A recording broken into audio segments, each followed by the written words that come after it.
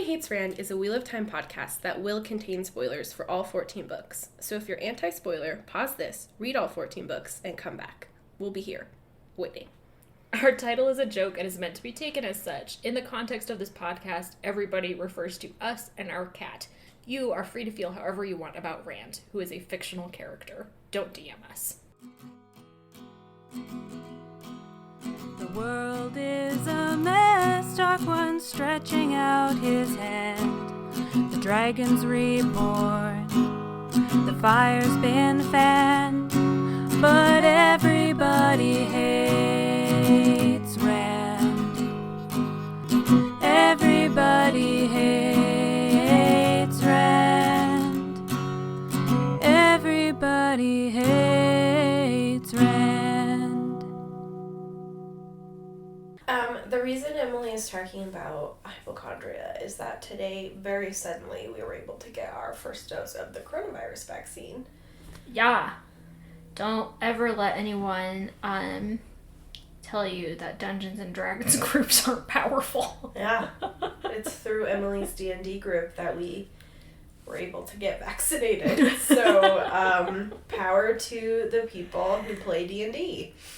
I'm very able-bodied, and Sally's relatively okay. That's why I sit with my cane next to me that we had to stop and get on the way home. Yeah, we're in our 20s, so we're not in the bracket that people are supposed to be getting their vaccines right now. But the thing with these vaccines is that they will go to waste if enough people don't sign up, which Utah has some county disparity in the types of numbers they get. So, like, they send the same amount of vaccines to Salt Lake County, which has a lot of younger, more liberal people who are more likely to get the vaccine, versus in Utah County, which has a lot of conservative and older people, I would say. Less likely to get the vaccine. Yeah. So, like, they were just like, we're going to have extra vaccines in Utah County, so.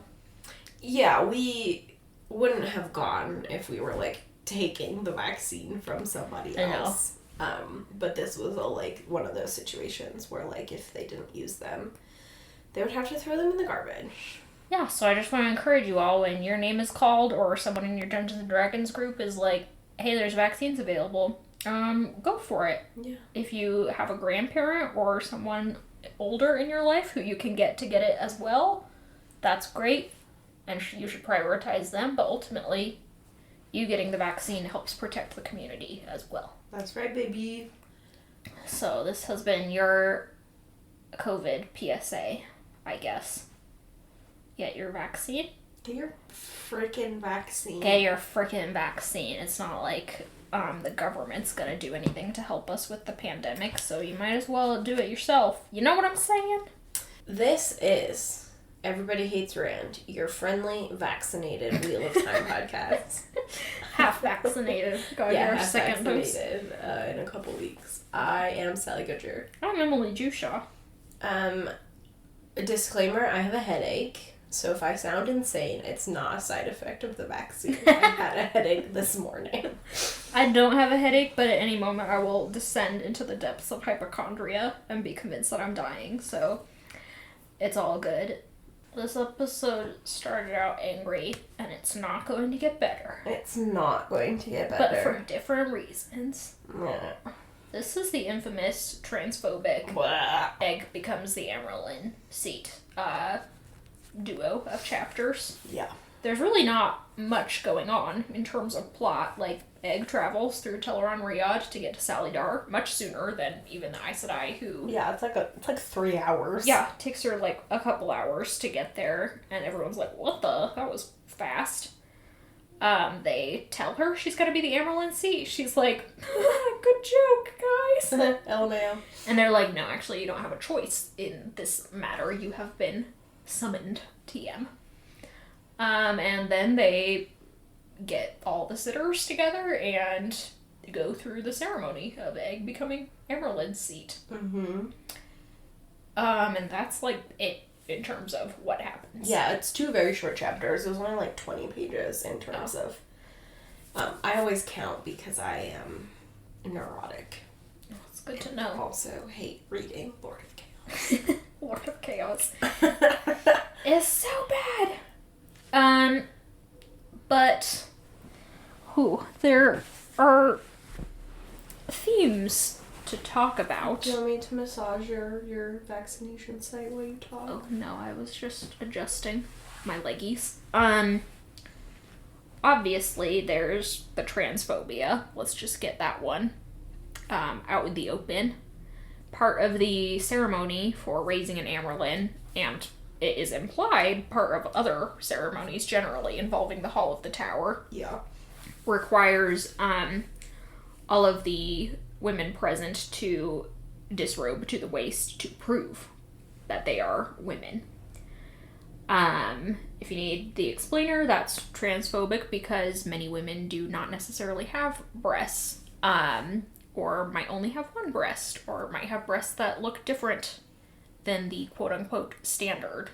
Women have mastectomies, a variety of other medical factors go into what a body looks like. And in fact, every body of every cisgender woman looks different. Yeah. So to imply that there is a standard woman based upon the shape of her torso is a little ridiculous.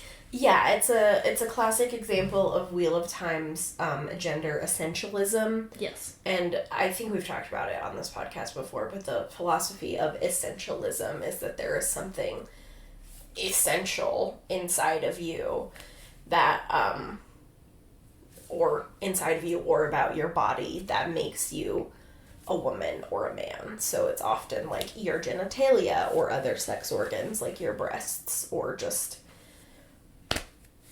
yeah, and that's it. There's only one way to be a person or two ways to be a person.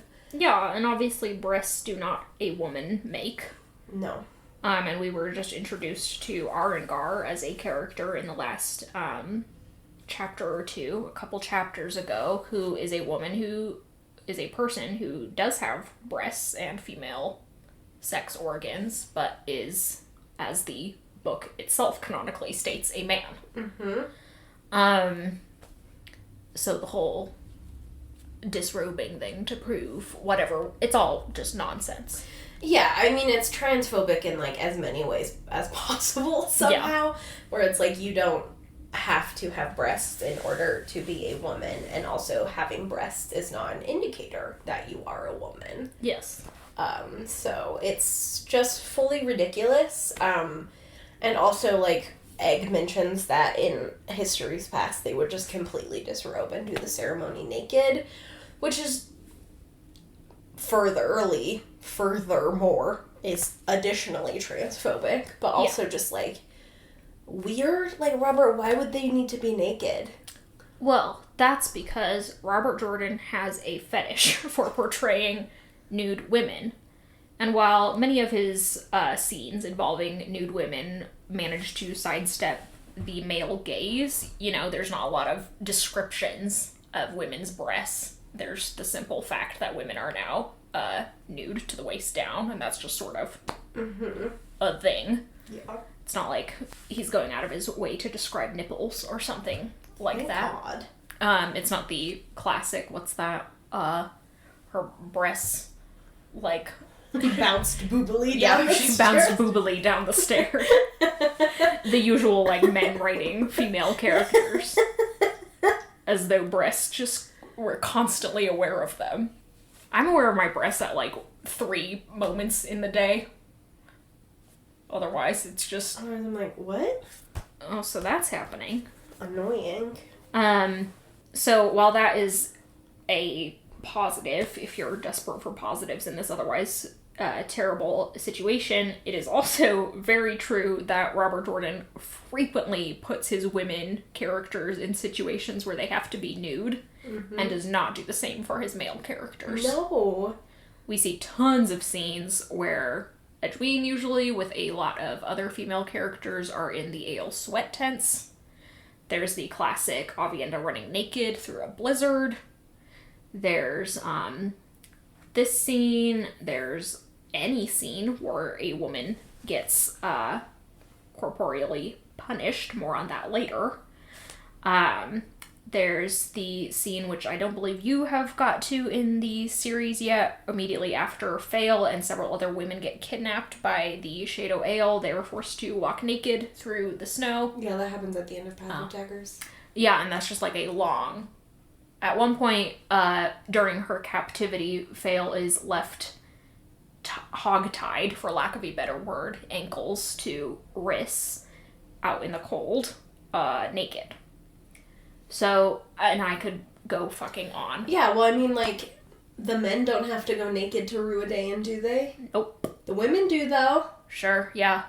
We don't literally, as far as I know, ever get a scene where the men are in a sweat tent, despite the fact that Matt and Rand lived with the ale for a long period of time. Did they just not bathe? Well, I wouldn't be surprised if Matt just didn't bathe. Nasty, sweat, He's disgusting boy. We don't get these extended scenes of them in baths the way we do with the females. And never does a man have to ceremonially present his genitalia for the inspection of other men. So, while Robert Jordan does not actively inhabit the male gaze with the way that he is, you know, Game of Thrones style, describing everybody's nipples or whatever, the entire book presents women through the male gaze, and that they are so much more, their bodies are so much more readily available for consumption. yes. And observation, particularly in sexual senses. So every time someone gets naked, there shouldn't be, but there's an inherent sexuality to that with the way that the characters respond. And it's, until very recently, and this is still an ongoing issue, when there is nudity on television or in movies, there has generally been a huge gender disparity. Oh, yeah. Women are subjected to full frontal nudity much more frequently than men. And that's, begun changing in the last few years. More and more quote-unquote male bodies are being presented to the cameras, I guess, in the way that women's have historically been. And it's just like, wow, it takes a lot to render what ought to be a totally visual disparity of nudity into a book series. Like, that takes fucking effort. Yeah. Oh, man. Yeah. Like, I don't know. It just, yeah. On an analysis level, the effect of rendering your characters nude is to, especially in the Aes Sedai's case, quote, declaw them. Mm-hmm. It makes women more vulnerable. It removes some of their power, especially given Robert Jordan's obsession with detailing the dress, the garments that women wear, and how it elevates their status. Mm-hmm. How it reflects what types of individuals they are. Yeah, it's like everything about them that makes them powerful or unique or, individuals is stripped away, and they are just woman. Body. So, yeah, Robert Jordan also has a thing for disempowering his powerful female characters. Yep. Relentlessly disempowering them. Another way he does that is by having them get spanked.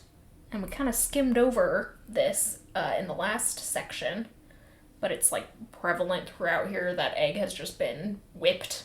Yeah. Especially on her butt and like upper thighs. Yeah, it's like from the top of her butt to the back of her knees, I think is what she says. Yeah, which makes, of course, things like riding on a horse difficult, or it would be if she weren't in Teleron Riyadh. Yeah. And the whole ceremony of her becoming the Amerlin seat, culminates when she actually has to sit on the Amerlin seat, and she's like, oh, fuck, but my butt hurts. Mm-hmm. Obviously, the female characters are, in the same way they're subjected to nudity, spanked, and the male characters are not. Male characters do the spanking. Yeah. So, spanking is inherently infantilizing. It is a punishment that is, quote-unquote, punishment that is most frequently visited upon young children. Yeah, and spanking, in and of itself, removed from all of the connotations, is not you can't assign moral value to it the way you can't assign moral value to almost any action. Between consenting adults, spanking can be a lovely way to unlock intimacy, self-expression, etc., etc. But yes, spanking is something that, with the connotations intact, is usually done to children to punish them, and that connotation carries into the bedroom to make spanking a form of humiliation or degradation. Or so you're getting spanking is either something you do to children innocently, quote unquote, as punishment, or it's something that you do in the context of, quote, kinky sex, unquote. So all of those connotations are just carried along with it whenever a female character in Wheel of Time gets spanked. Which, sadly, Egg is the most victim to this. Not sure why. Yeah, and just the, way that Robert Jordan manages to, conflate both the childish, you're being punished with, the additional layer of sexual humiliation, in the same moment. Every time a woman is spanked, it feels like we've got both this very condescending, you are a child who doesn't know better, but also, you are a woman who must be reminded that she is for fucking and nothing else. Somehow both of those seem to come out every time. Yeah, the main scenes, I guess, we get is that one terrible one when Perrin spanks Vale, which, because they are romantic and sexual partners, you're sort of automatically carrying that. Or it's usually in the White Tower, or similarly in this ale camp where Egg was subjected to this, mostly by former teachers. So you're dragging into this, sexy schoolgirl thing, where, I don't even want to talk about it, really. Yeah. Yeah, well, it's just... don't want to yuck anyone's yums. And if, roleplay is done in the context of two consenting adults, that is, again, a great way to explore it. But, removing it from any individualized, understanding of consent, the schoolgirl fantasy is so troublesome because it's basically just, societally accepted pedophilia. Mm-hmm. It's like the Lolita. Yeah, there we go. Thing. It's Lolita. It's 16-year-old Britney Spears being put in that very sexy schoolgirl outfit. She was only 16 when that? Yeah, she was 16. I don't know enough about Britney Spears. When did her career start? When she was 15 or 16? She was on the she was a Mouseketeer. Huh. If you know what that is, when she was a little kid. I don't want to say between 8 and 10 or 8 and 12 maybe. And then the few years later, she was... So she was basically a Disney Channel star. Yeah. And then got hypersexualized immediately. Yep. Which, similar things happened to Miley Cyrus. Yeah. And other Disney stars, but Jesus Christ. Yeah, so there's just that. We've talked about this before, that even particularly when it comes to female desire and the way that women are able to desire and be desired is so formed by patriarchal standards, including this concept of the sexy schoolgirl, which is I actually don't even know how to begin to understand that one, except that I don't know, it's a power thing, I'm guessing. Yeah, what's the Janelle line? All sex is about... all power is about sex, except sex, which is about power. Yeah. Yeah, but it's also like there are different ways to express power dynamics in role play and in, fetishes, but the schoolgirl, or I guess school boy, though less prevalent, is just like hanging on, Yeah, and I don't find this is not where I expected this episode to go. Sure. We will not be visiting Pornhub in this episode. Let me just. I can't make that promise. I almost just looked up schoolboy on Pornhub to see. I don't know if it's a thing. Yeah, and that's the thing is I've never seen that. Yeah, I think if there's the equivalent for boys is coach and student athlete. I think that's a thing. But that's also not necessarily equivalent because I don't know, you can be an athlete and not be under 18, Yeah. A minor. But whatever, we don't have to talk about this. It's not necessarily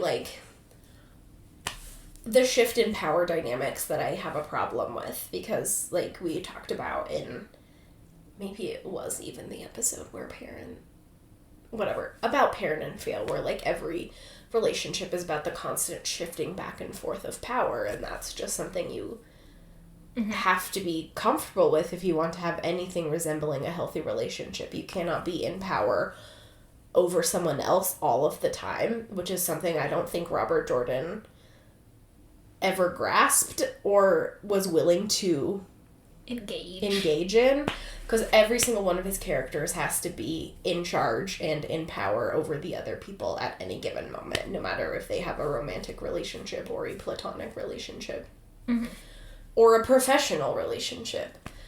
So that's not necessarily what I have an issue with at all. It's just that it always runs the same way in Wheel of Time, which is, even though we claim to have this incredibly powerful group of women who are, allegedly the real political power in this continent, they are constantly brought down in ways that ultimately empower men or the male fantasy or the male gaze or the male understanding, and, disempower the women by in incredibly vulnerable ways, being naked, being physically abused, sexually abused. I don't know if that made any sense, but no, yeah, it does. It's exactly what we said about rendering women nude again. It's about taking away women's power, making them, infantilizing them, etc. I don't know. I can't quite get what I is the nugget behind the infantilizing and the sexualizing of women. But I mean, it's all just to turn them into objects, I think, that don't really have any agency. Because children, apparently, in the typical understanding of them, don't have their own agency. Are you okay? Just this whole... Well, I mean, we're 32 minutes in and I have nothing else to say about how bad it is. It's just really nasty. And just is, again, if you have for some reason clinging onto the idea that Wheel of Time is a feminist text, I'm begging you to just let that go. Let it go. Just let it go. It's okay. Let it go. It's okay to still have read Wheel of Time and to like Wheel of Time. Yeah. But you have to let that one go. Yeah. Just shh. Go to sleep. The presence of multiple female characters does not a feminist text make. Okay, we're going to leave behind all of that as much as we can and get into the ceremonial foot washing. Oh yeah, fuck, I forgot about that part. Now let's talk about Robert Jordan's foot fetish. No. Well, I mean, it's really hard in the context of just having bared your breasts. Yeah, and half the women still have titties out. Yeah. Yeah, so this ceremony requires I hate this chapter. Hold on. Let me back up. Let me back it up.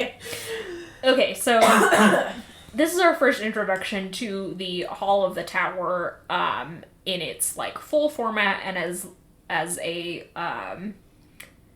real like political body rather than as kind of an abstract concept. Mm-hmm. Where, you know, Swan or whoever will be like, I have to go talk to the hall, but we don't know who's in the hall, how the hall is constructed, how it works, etc., etc. Yeah. So here's our first introduction to what will be a horribly overused standby for pretty much every one of Egg's points of view for the next 5 books. Mm-hmm. The Hall of the Tower, both in the White Tower and in Salidar, is constructed of 3 representatives from each of the Ajas. So normally this would be 21 women total, but since there are no red Aja in Salidar and no blue Aja in the White Tower, we're down to 18 women. Mm-hmm.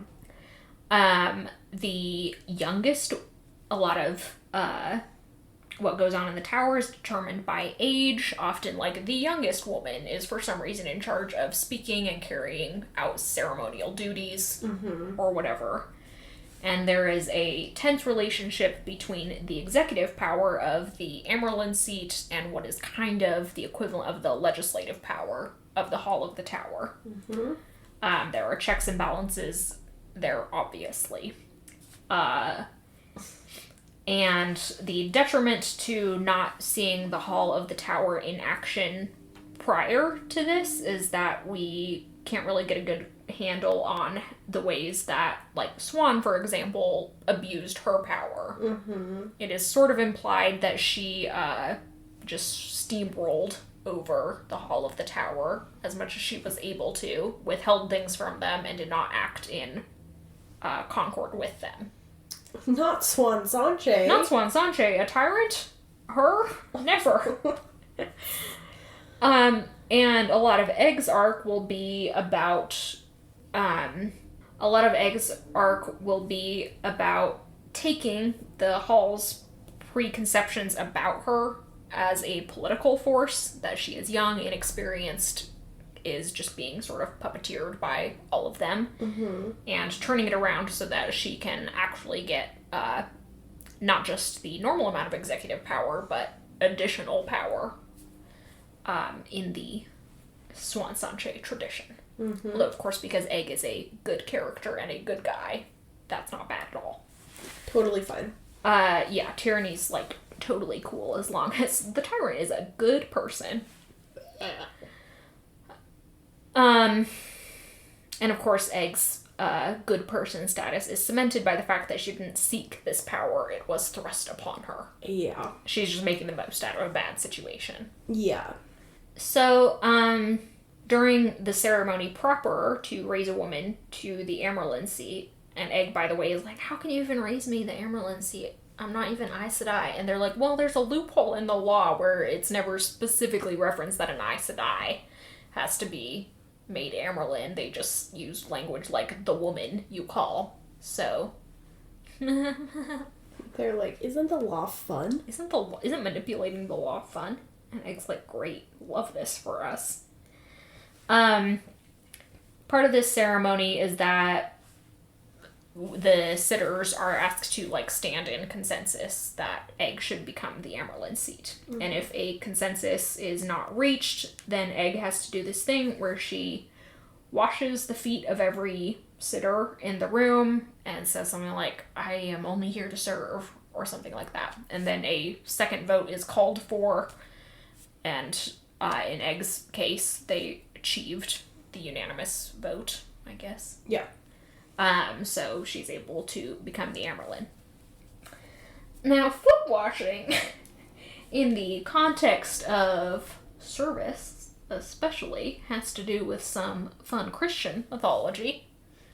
Recall, if you will, or let me dispense this knowledge if you, like me, did not have to go to church school for, like, that was a legit part of the school curriculum in Utah. Which should be illegal. Should be super illegal, but in Utah you can graduate with fewer credits than in the rest of the country to allow Mormon students to attend church school during the school day. We live in a theocracy. It sure do.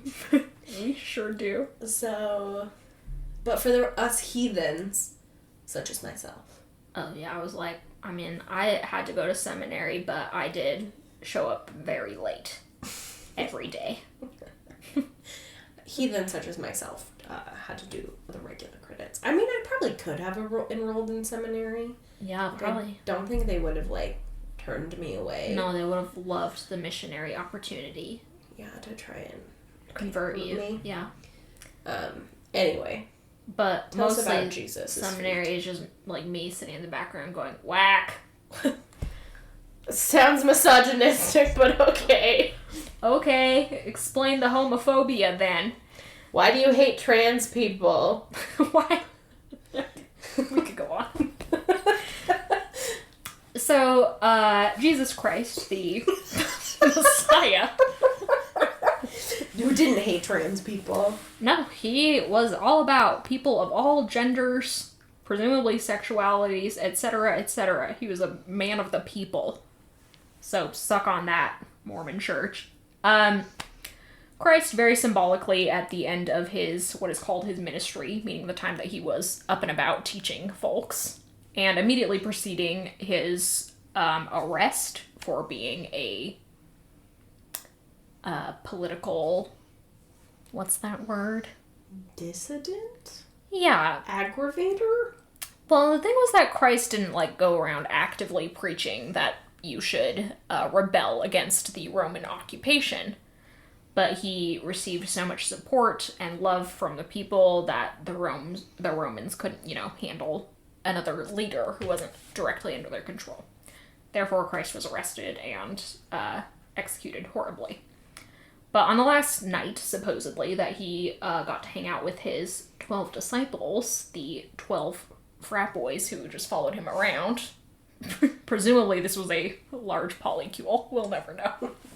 Good for them. But Christ, who was a fan of teaching with metaphors, tried to show them how the most valuable way to teach any sort of gospel to people is to serve them. So he went about the room washing their feet, which the men were uncomfortable with because he was their leader. He wasn't supposed to get on his knees and do degrading things like that. But he was like, no, this is right where I'm supposed to be. Because when you're a leader, what you're supposed to be doing is serving people. Now, obviously, like everything else, the Christian church threw that little doctrine right out the window. But that imagery is still strong with Egg going around watching these women's feet. Casting Egg in the role of Christ figure is a little odd because up until this point we've gotten mostly Rand as savior or messiah type figure. But of course the literal translation of Aes Sedai is servants or something like that. So what we're getting is this sort of idealism from the early days of the Christian church. So that's the context. I don't really have any fun things to say about it. Yeah, I mean, it is just weird to paint Egg as a Christ figure. I mean, I guess she did just spend 40 days and nights in the desert or whatever. Yeah, sure. Metaphorically speaking. Yeah, just kind of odd. And I mean, I guess it could be kind of the start of her becoming more of a foil to Rand. Yeah. But mostly I just think it's kind of odd. Yeah, it's just weird generally. Sorry for any background noise. I'm rubbing my arm. Wasn't there something about someone washing Jesus' feet and drying it with her hair? Yes. Mary Magdalene? I don't believe it was Mary... Well, who am I to say? I don't think it was Mary Magdalene, but it's been a while since I read the fucking Bible. At one point, Jesus was at dinner with some fancy dude, and a woman, an unnamed woman, who either the implication or the explicit context is that she's a sex worker, finds him and uses this precious oil that would have cost an arm and a leg, and probably all she had, and her own hair to wash his feet. Okay. And yeah, all the fancy folks at the party didn't like that because they didn't like having a sex worker in their midst unless she was being paid to do what, you know.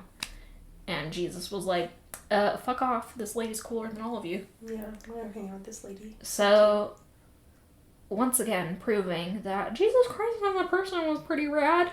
Yeah. But, like, the whole Christian church fucking serve sucked. people? No. What? $6,000. Yeah. You owe me $7. You owe me $7. $2, like the newspaper boy from Better Off Dead. Yeah, so some odd symbolism there. Yeah, and it's, you know, interesting because Egg, unlike Rand, is the one to actually, spoiler alert, die at the end of the series.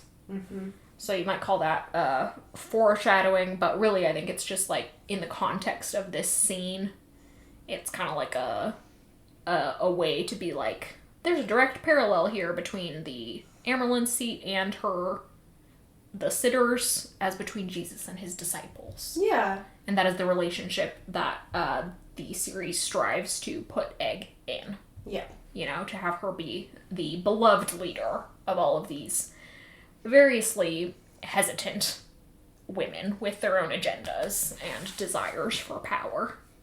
You're so smart, Emily. I literally don't remember what I just said. Don't admit that to the people. Fuck me.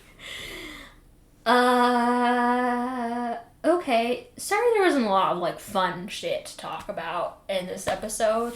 Can take it up with Robert Jordan. Yeah, go, you know, knock on his gravestone. Be like, hey, Rob, why'd you write that, huh? Why? I mean, Bella was there and... Well, that was nice, yeah. In astral projection form. An astral projection of a horse is a really powerful concept, so we do have to credit Robert for that one. Yeah. Like, Egg was like, not just any horse will do.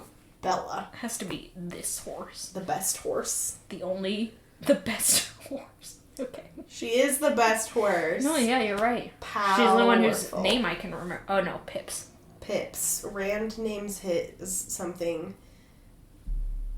It's like tie-dye Char. I only remember that because it looks like it should read like tie-dye. Like. Now, Rand has been riding a tie-dye horse for the entirety of the series. Robert Jordan just didn't tell us that because it wasn't relevant to the plot. Oh, that's such a good look. God. And Perrin's horse's name is Stepper, I think. Oh, yeah. Which is like... name it Stomper. Congratulations. Your horse does step. I can't believe there's so many horse names and that I have to keep track of horse names as well as the millions of real people names. I think Bashir has a horse named, like, Quick. Yeah. Or Swift, which I love. I have... Mandarb. Yeah, there we go. Mandarb.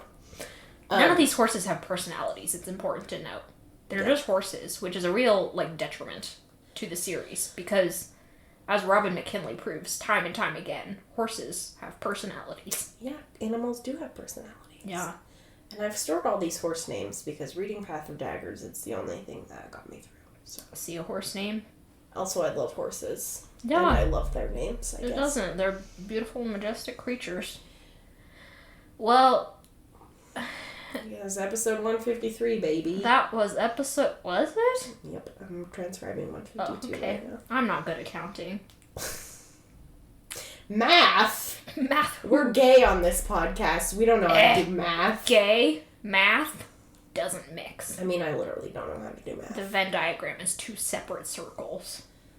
Oh no, Alan Turing didn't die for me to say that you can't do math if you're gay. The Venn diagram is it's a very small overlap, and it's just Alan Turing. Okay. It was like homophobic that Blender Dick played him in that movie. Was extremely homophobic. They were like... Who's the worst man we could cast in this role? This man. This straight. Straight people have had enough opportunities.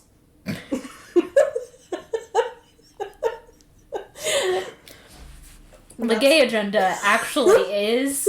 Now, a lot of people will tell you this isn't true. But we trust you guys, our 1,000 listeners. Yeah, to keep it a secret. The gay agenda actually is taking opportunities from straight people and giving them to gay people. Yeah. So. They've had enough opportunities. That's enough. That's enough out of you. Okay, this has been Everybody Hates Rand. There's been some real, It's been an episode. It's been a pendulum swing. Thanks for listening. Thanks to Glenna McKenzie for our theme song. Thank you, Glenna, for allowing us to continually attach your name to this ding-dong podcast. If you ever want to recede that right, if you ever want to, become anonymous or something. Or just be like, no. Be like, maybe don't use my song, actually. Maybe never speak to me again. We would understand. Thanks to our Patreon patrons. Mm-hmm. Check out all our fun offerings on Patreon. Yeah, we just watched the movie 300. Oh my fucking god. Which, unbelievably, was just a few days ago. I feel like I've lived several lifetimes since then. And we talked about that at length on our Patreon. Yeah, it was seriously a very long episode. So if that's something you would enjoy, go for it. But, that's that. Do you have a sign-off? I'm trying to think of one. Besides the fact that we got vaccinated? We did get vaccinated. But that was mostly a positive thing. That was a positive thing. Not a very exciting one, but I was babysitting my nephew on Monday, and he's 2. And for some reason, all he wanted to do was stick his grubby little fingers in my ears. Oh. He was, like, fascinated, like he's never seen ears before. Wow. And I was like, dude, this is a little gross.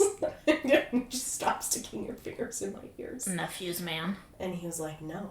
My nephew loved nothing more than to touch my belly button piercing. Oh, yeah, that was sweet, though. That was sweet. Less sweet was the time that he looked me dead in the face and asked to see my nipples. Emmy nipples? Emmy nipples? And I said, well, I'm not Robert Jordan, so no. No, I don't have nipples. I'm just it's kind of like a Barbie doll. It's a Barbie doll. From the neck down. He just thinks, Including the, like, built-in white underwear. Yeah. Oh, yeah. Oh, I forgot it was... Okay. It's like, mine were always, like, a little textured so that you knew they were underwear, not yeah, that makes sense. not like everyone just had, like, a really wicked tan line. Okay, that was a dumb sign-off. I'm sorry. Goodbye. It was like he's a dry willy. Yeah, he'd just be like, and I'd be like, Declan, stop. And he'd be like, just come at me, finger first. Precious. Weirdo. Okay, goodbye, everyone. Bye.